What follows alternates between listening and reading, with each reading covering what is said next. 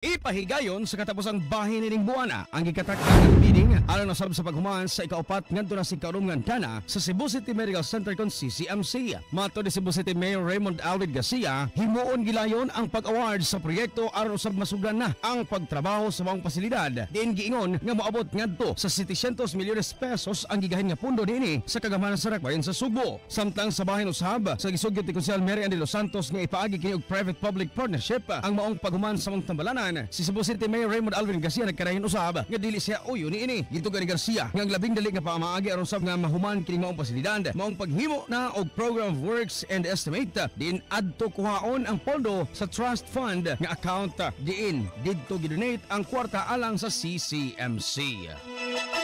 Report gikan sa Cebu City Hall alang sa FM Balita sa Buntag. Kini sa Idol Clinton Taco, kapugan sa magatod sa mga nagunaw lapas ng mga balita. Tatak RMN, tatak IFM Balita.